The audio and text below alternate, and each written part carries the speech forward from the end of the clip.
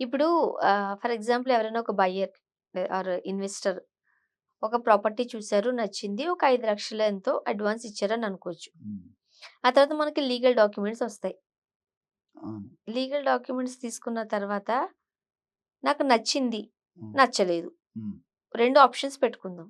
ఒకవేళ నాకు ఓకే అయితే ఏంటి? ఓకే కాకపోతే ఏంటి? ఇది అన్నీ లీగల్ క్వెషన్ అంటారు. లాయర్‌లు అడగాల్సిన క్వెషన్ నువ్వేమైనా డబ్బులిచ్చి మోసపోయావా ఏంటి? అవును.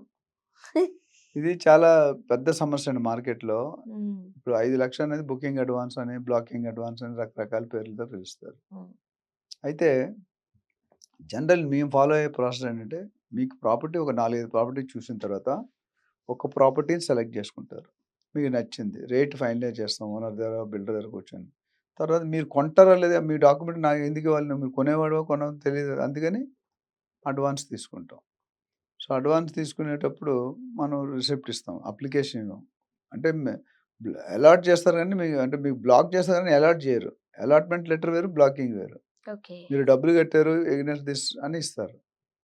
తర్వాత మీకు జనరల్‌గా మేమైతే కస్టమర్ సేఫ్టీలో చూసుకొని డాక్యుమెంట్స్ అన్నీ ఇప్పిస్తాం మీకు. మేము చెక్ చేస్తాం. కానీ మా చెకింగ్ మీద మీరెళ్ళకూడదు. కొంతమంది వెస్టర్న్ ఇంట్రెస్ట్‌తో తప్పున్నా కరెక్ట్ ఉండొచ్చుగా. అందుకని మీ లాయర్‌తో మీ ఈ డాక్యుమెంట్ చెక్ చేసుకోండి. చెక్ చేసుకుంటే లాయర్ అనేవారు 3 రిపోర్ట్‌లు ఇస్తారు. ఒకటి yes all perfect you can go ahead. Second it's perfect only when you get some other documents mutation అనేది. హ్మ్. మూడోది రిజెక్టెడ్. సో, రిజెక్టెడ్ అయితే బిల్డర్ మీరిచ్చిన అడ్వాన్స్ వెనక్కిచ్చాలి ఏం కటింగులు లేకుండా. ఒకాళ లీగల్‌గా కరెక్ట్ ఉండి మీరు 15 రోజుల తర్వాత వచ్చి క్యాన్సెల్ చేస్తానంటే అందులో ఫోర్‌ఫిట్ అయిపోతది. అంటే మీరిచ్చిన అమౌంట్ మొత్తం ఫోర్‌ఫిట్ చేయొచ్చు వాల్యూతో పాటు లేదా సగం తీసుకొని సగం ఇవ్వచ్చు. 2% 5% ఉంటది అప్లికేషన్‌లో. మనం ఎప్పుడైతే అప్లికేషన్ ఉన్న దాన్ని బట్టి కట్ చేస్తాడు. సో, మీ అంతల మీరు డెసిషన్ మార్చుకుంటే డబ్బులు రావు మీకు. ఇప్పుడు బయ్యర్ క్యాన్సిల్ చేశారనుకోండి. అవును. ఏంటి పరిస్థితి? అదే బయర్ క్యాన్సెల్ ఎందుకు లీగల్ ఒపీనియన్ తప్పుందని క్యాన్సెల్ చేస్తే బిల్డర్ ఇవ్వాలి. ఇవ్వాలి. మొత్తం ఇచ్చాలి. లేదు బిల్డర్ డాక్యుమెంట్స్ కరెక్ట్ ఉన్నాయి. మీరు ఏదో మీకు డబ్బులు రాలేదు, డబ్బులు లేట్ అవుతుంది క్యాన్సెల్ చేస్తే మీ తప్పు. సో, దానికి కొద్దిగా పెనాల్టీ ఉంటది. ఓకే. ఎంతుంటదన్నది మనం ముందు డబ్బులిచ్చే ముందే మాట్లాడుకోవాలి. అండ్ ఇంకొకటి దానికి టైమ్ డ్యూరేషన్ ఏమైనా ఉంటదా? ఈ ఉంటదండి. టైమ్‌లో గల్లా డెఫినిట్‌గా ఉంటది. అదే మాట్లాడుకోవాలి. మనం బిల్డర్‌తో మాట్లాడినప్పుడు, ఓనర్‌తో మాట్లాడినప్పుడు నువ్వు క్యాష్ ఎంత పెడతావు డైరెక్ట్, లోన్‌కి ఎంతకెళ్తావు. హ్మ్. నీ దగ్గరున్న డబ్బులు ఎంతలో ఇస్తావు, లోన్ ఎంతలో ఇస్తావు. లోన్ రావాలంటే 2 పాయింట్స్. ఒకటి బిల్డర్ డాక్యుమెంట్స్ కరెక్ట్ ఉండాలి. రెండోది నీ సిబిల్ రేటింగ్ బావుండాలి. లోన్ ఈ రెండిట్లో ఏది రానా లోన్ రాదు. ప్రాపర్టీ కరెక్ట్ లేకపోయినా లోన్ రాదు. సిబిల్ కరెక్ట్ లేకపోయినా లోన్ రాదు.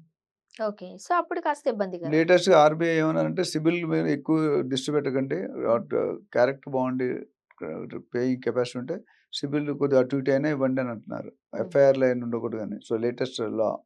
బిజినెస్ పెంచడానికి సిబిల్ చాలా మంది ఫాలో గారు. ఇప్పుడు కార్‌లు తీసుకుంటాం, వాడేస్తాం 6 నెలలు మూలన పడి ఈఎంఐ కట్టకపోతే తీసుకెళ్ళిపోతాడు. అవును. అట్లా ఈఎంఐ వాషింగ్ మెషిన్, ఏసీలు ముందు మనతో కొనిపిస్తారు. మనం టెంప్ట్ అయ్యి కొనేసి ఫస్ట్ 1, 2 ఇన్స్టాల్మెంట్ తర్వాత ఇయ్యం. ఆ కారు నడపాలంటే షో కాడికి హ్మ్. ఫ్యాషన్. సో, నడిపిన బీఎండబ్ల్యూ తీసుకున్నాం. మన కెపాసిటీ కాదు. బీఎండబ్ల్యూ మెయింటైన్ చేయాలంటే అది లీటర్‌కి 3, 4 కిలోమీటర్స్ ఇస్తే ఎక్కువ. బైక్ అయితే లీటర్‌కి 60, 70 కిలోమీటర్స్ అది. సో, దానికి ఇప్పుడు అంత మెయింటైన్ చేయాలంటే నేను రోజు బీఎండబ్ల్యూ 100 కిలోమీటర్లు తిరగాలి. 100 ఇంటూ ఎంత పెట్రోల్ అవుతది? అవును. సో, డీజిల్ ఆ అవుతది. కాలిక్యులేషన్స్ అన్ని చూసుకుంటే కాస్త ఇబ్బందికరమే. ఇబ్బందుంటది. ఎవడైనా గుద్దాడంటే బీఎండబ్ల్యూ లోన్‌కెళ్తే 2, 3 లక్షలు బిల్ తక్కువ. మినిమమ్ 2, 3 లక్షలు. 2, 3 లక్షలు అవునవును. మినిమమ్. సో, ఓవరాల్‌గా నేనేమంటానంటే, మనం డబ్బులిచ్చే ముందు ఈస్ ఆల్వేస్ బెటర్ మీరేదైనా ప్రాపర్టీ కొనుక్కోవాలనుకుంటే, రియల్టర్ ఆక్సిషన్‌లో ఒక ఇన్వెస్ట్‌మెంట్ అడ్వైజర్‌లో నేనున్నాను. నాలాగా చాలా మందున్నారు మార్కెట్‌లో. నాకే దగ్గర రమ్మంటే స్వార్థం ఉంటది. ఎవరి హ్మ్. దగ్గరగానే 20, 30 ఇయర్స్ ఎక్స్‌పీరియన్స్ ఉన్న వాళ్ళ దగ్గరికెళ్తే మీకు కంప్లీట్ గైడెన్స్ ఉంటది క్లియర్. ఒక టీచర్ స్టూడెంట్‌కి ఎలా చెప్తాడో అలా చెప్తాం. ఓకే. మేము అనాలిసిస్ కంటిన్యూ‌గా వీక్, డే బై డే చేస్తాం కాబట్టి కొత్త డెవలప్‌మెంట్ ఎక్కడొస్తున్నాయి, ఎందుకొస్తాయి, ఎందుకు పెరుగుతది, ఎందుకు పెరగదు, ఏ ఏరియా మంచిది, ఏ ఏరియా మంచిది కాదు, ఏ బిల్డర్ మంచోడు, ఏ బిల్డర్ ఇవన్నీ కూడా చాలా క్వెషన్స్ వస్తాయి. ఆ క్వెషన్ అన్ని ఆన్సర్ చేసి మీకు ఇప్పుడు మీరు బట్టలు కుట్టించుకున్నారు 6 నెలల ముందు. 6 నెలల తర్వాత మళ్ళీ ఎళ్లారు. ఎళ్ళినప్పుడు మళ్ళీ సైజులు తీసుకుంటారా? తీసుకోరా? ఆబ్వియస్. ఎందుకంటే ఈ టైం మనమే ఎళ్తేప్పుడు మారుతాం. డిఫరెంట్ కస్టమర్స్ డిఫరెంట్ ఇంకా మారిపోతది. సో, కరెంట్ సిట్యుయేషన్ తీసుకోవాలి. కొన్ని ఏరియాస్ హైలైట్ అవుతున్నాయి. కొన్ని ఏరియాస్ హైలైట్ అవ్వలేదు. ఓకే. ఇవన్నిటికి కూడా మనం గైడెన్స్ ఇస్తామన్నమాట. పెద్ద వరీగా అవసరం లేదు. వాళ్ళేంటంటే సిన్సియర్ రిక్వెస్ట్ ఏంటంటే మీరు చాలా మంది ఫోన్ చేసి 5 కోట్లు పెడతా ఒక్క సెకండ్‌లో ఎలా చెప్తాను ఒక సెకండ్‌లో. సో, నా రిక్వెస్ట్ అంటే మీకు అందరికీ doubts clarify case to case ఒక 1 అవర్ స్టడీ చేసి మీకు ఏది సూటబుల్, ఏది నాట్ సూటబుల్, ఏది పెట్టాలి, ఏది పెట్టకూడదు, రేట్ ఎంత పెట్టాలి, పేమెంట్ ఎలా ఇవన్నీ కూడా మనం ఏ టు జెడ్ మన దగ్గర ట్రైన్ అయిన ఏజెంట్స్ ఎవరైతే ఉన్నారో నేను చెప్పాను 26,000 మందిని ట్రైన్ చేశాను హ్మ్. లీడర్స్‌ని. 25,000, 26,000 హ్యాపీ కస్టమర్స్ ఉన్నారు.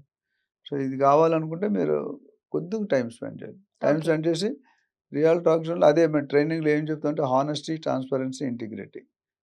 Don't commission should be a byproduct of your service. It should not be commission కోసమే బయర్‌ని ఇరికించొద్దు.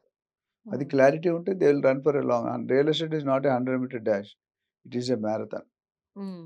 అయితే ఇప్పుడు మాక్సిమం ఎన్ఆర్ఐస్ అందరూ కూడా ఇండియాలో ఇన్వెస్ట్ చేయడానికే చూస్తూ ఉంటారు. మనం చూస్తూ ఉంటాం మన చుట్టాలు చాలామంది హ్మ్. ఎన్ఆర్ఐస్ ఉంటారు. వాళ్ళు వాళ్ళ బర్త్ ప్లేస్‌లోనూ యాక్చువల్ చెప్పండి హైదరాబాద్‌లో కూడా చాలామంది ఇన్వెస్ట్ చేయడానికి ఇష్టపడుతూ ఉన్నారు. హ్మ్. హైదరాబాద్ కాని వాళ్ళు గూడా. అవును. ఏం చెప్తారు? ఎన్ఆర్‌ఐస్ ఆల్‌వేస్ బ్రెడ్ విన్నర్ అండి. ఎందుకంటే మనం అమెరికా, ఇండియా వదిలేసి పేరెంట్స్ వదిలేసి భార్య, పిల్లలు అందరూ చాలామంది ఎళ్ళిపోయి అక్కడ డాలర్ కోసం పనిచేస్తారు. Because they want to earn money. Earning potential బాగుంది. సో, ఎన్ఆర్‌ఐస్ ఇప్పుడున్న పొజిషన్‌లో రియల్ ఎస్టేట్‌లో ఎప్పుడు కూడా రియల్ ఎస్టేట్ ఎన్ఆర్‌ఐస్ అందరూ కూడా ఒక గ్లోబల్ రియల్ ఎస్టేట్ డెస్టినీ అంటే Hyderabad. Hyderabad is likely to become central government is pursuing very actively, seriously that Hyderabad should be a second capital of India అని అంటున్నారు. ఇంతవరకు నడుస్తుంది discussion. Hmm. But any moment it can happen. అది గానైతే మీరు real estate touch చేయలేరు. Touch చేస్తే 1133 kilowatts ఉంటది. అంటే అంత ఆల్రెడీ పెరిగిపోయాయి. అవును. ఇప్పుడు ఇండియాలో చూసుకుంటే Hyderabad real estate is much much cheaper than Bengaluru, Delhi, Mumbai. ఎవరైనా ఇన్వెస్ట్ చేయాలని ఎన్ఆర్ఐస్ అయితే కొద్దిగా స్లో డౌన్ అయింది కానీ మొత్తం మానలేదు. ఎందుకంటే పెళ్ళైన ప్రతి ఒక్కడికి ఇల్లు కావాలి. అవును. రెంట్‌కైనా కావాలి, సేల్‌కైనా కావాలి. అంటే ఇల్లు అయితే ఉండాలి కదా! సో, రియల్ ఎస్టేట్ ఎప్పుడు కూడా జీరో అయ్యే ఛాన్సులు లేవండి. బయర్ సైడ్ ఉందా, సెల్లర్స్ మార్కెట్ అది మనం డిసైడ్ చేసుకోవాలి. అండ్ గవర్నమెంట్ పాలసీలో కొద్దిగా ఎఫెక్ట్ ఉంటది. అది but it's a temporary effect. Next 10 years Hyderabad is going to rock in real estate. So, ఖచ్చితంగా ఇన్వెస్ట్ చేసుకోవచ్చు. ఇన్వెస్ట్ చేసుకొని లేట్ చేయొద్దు. ఇప్పుడు రేట్లు పెరుగుతున్నాయి. Stamp duty plus basic value పెరిగే అవకాశాలు చాలా ఉన్నాయి. ఆల్రెడీ ప్రణాళిక రెడీ అయిపోయింది. థాంక్ యూ సో మచ్ అండి. రియల్ ఎస్టేట్ గురించి మాట్లాడతారు. గోల్డ్, సిల్వర్ రేట్లు ఏమవుతాయో మాట్లాడతారు.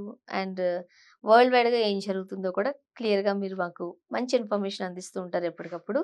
Thank you so much. Thank thanks you. For coming. Thank you.